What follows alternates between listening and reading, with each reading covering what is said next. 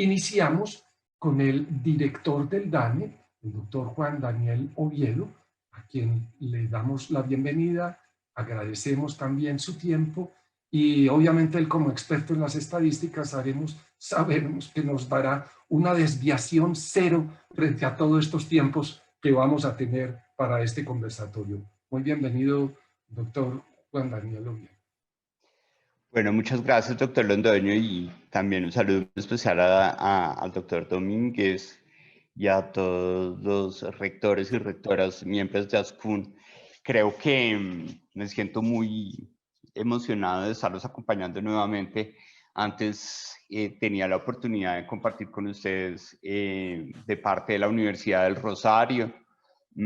pero pues ahora estoy prestado por la universidad para poder ejercer esta función pública de director del Departamento Administrativo Nacional de Estadística, y queríamos nosotros, obviamente tenemos una presentación muy amplia, pero respetando las reglas, hacer unas primeras reflexiones sobre lo que nosotros vemos en materia de los desafíos para el sistema de educación terciaria y particularmente de educación superior, a partir de unas estadísticas y unos consolidados demográficos, también sociales y de carácter económico que hemos preparado para ustedes, que seguramente van a ser de gran interés a profundidad para que ustedes los puedan analizar. Entonces, respetando el tiempo, nosotros habíamos preparado un material en donde tenemos análisis alrededor de las dinámicas de la educación superior en Colombia, entonces son 8 dimensiones fundamentales que nosotros hemos querido caracterizar en esta presentación que hemos elaborado particularmente con mis asesores Sergio Ropero y Humberto Cote, que también me acompañan en esta reunión y a quienes les agradezco muchísimo la disposición para poder consolidar esa información. Obviamente no los vamos a cubrir todos, es un material que queda a disposición de ustedes, en donde queremos poder tener unas caracterizaciones de carácter demográfico, en donde podamos pensar uno de los desafíos más importantes que tiene el sistema de educación terciaria es que, pues hablándolo coloquialmente, cada vez hay menos clientes de los tradicionales y seguramente hay que pensar en cómo los desafíos que se plantean en los sistemas de educación superior a nivel internacional del aprendizaje a lo largo de la vida o lifelong learning se vuelve un desafío supremamente importante para abordar y para aprovechar en la medida en que la demanda de educación superior en el país, desde el punto de vista de su valoración potencial, está llamada a estrecharse continuamente en el tiempo, en donde nosotros queremos poder tener algunas caracterizaciones de cuáles son los tipos de hogares y los gastos que se destinan en materia de educación superior, que nosotros observamos a partir de diferentes operaciones estadísticas. Conocer un elemento muy importante que tiene dentro de los desafíos el sistema de educación terciaria en el país, y es cómo vamos a poder promover a partir de la educación la equidad de género y sobre todo resolver estas brechas salariales tan importantes que se están generando o que son visibles en la sociedad, sobre todo en el marco de la pandemia del COVID-19, y ver cómo efectivamente la pandemia pues, afectó de forma significativa a la provisión de educación de mercado, que van a ver ustedes unos desagregados que nosotros hemos planteado para ustedes y que puedan conocer unas estadísticas con gran detalle. En materia de las dinámicas demográficas, nosotros debemos recordar que el país está en un proceso de transición demográfica muy avanzado, en donde recuerden cómo a lo largo de la década de los 60, 70 todavía teníamos una pirámide poblacional amplia en su base, que generaba unos réditos en materia del segmento de población de 17 a 23 años, pero ahora con los resultados del Censo de Población y Vivienda, que resalto en una especie de trapecio simplificado en amarillo, pues estamos viendo un estrechamiento muy importante de la población de 0 a 14 años que automáticamente empieza a disminuir los réditos en materia de público potencial o segmento potencial de población sujeta a beneficiarse del sistema de educación terciaria en el país. Con unos contrastes bien importantes. Aquí estamos mostrando para el caso particular de la población entre 18 y 26 años, cuál es la foto en materia de participación de la población entre 18 y 26 años en los principales departamentos del país. A la izquierda en el censo del 2005 y a la derecha en el censo del 2018, en donde pues estos jóvenes y estas demandas importantes del sistema de educación terciario pues ya no están necesariamente concentradas en los puntos tradicionales de desarrollo del sistema de educación superior, sino que vemos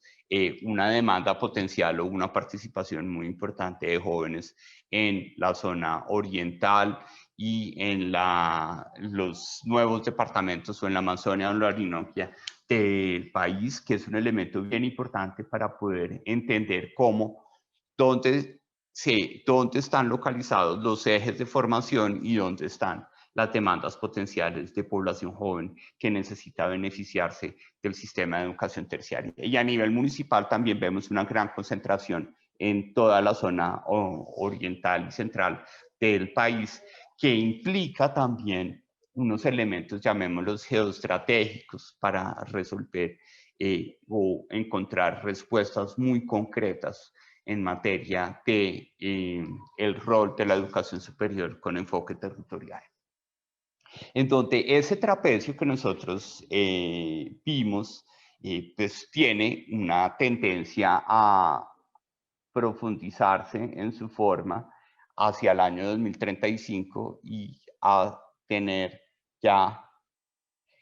una especie de pentágono muy formado hacia el año 2050, en donde ese estrechamiento de la base de la pirámide pues automáticamente se traduce en un estrechamiento de la demanda potencial inercial, llamémoslo así,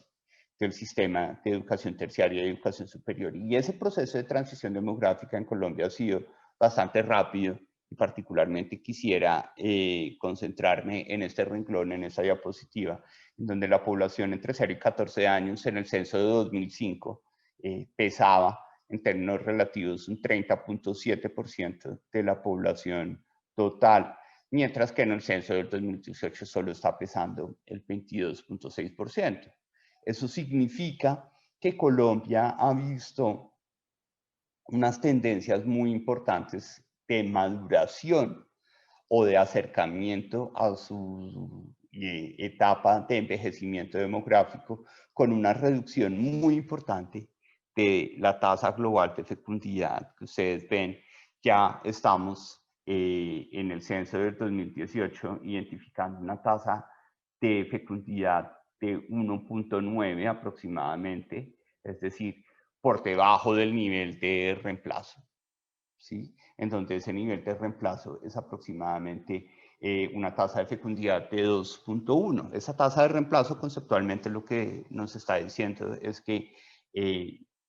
la forma de obtener un estado estacionario en el desarrollo poblacional consiste en que cada mujer al menos pueda replicar su vida y la del compañero que la acompaña como progenitor del hijo nacido vivo que trae a la vida. Eso significa que esa reducción tan importante de la tasa global de fecundidad y mucho más acelerada de lo que se tenía previsto, pues está detrás de una de las razones por las cuales pues Colombia no llegó a tener 50 millones de habitantes en octubre del 2018 como se esperaba en las proyecciones poblacionales. Pero además de tener un aspecto demográfico, eso lo que nos está representando es una evolución social y económica del país en donde tenemos una mayor participación, aunque todavía nos falta camino por recorrer, tenemos una mayor participación de la mujer en el mercado laboral. Tenemos que las mujeres están participando más del sistema de educación terciaria, como lo vamos a ver más adelante, y por consiguiente están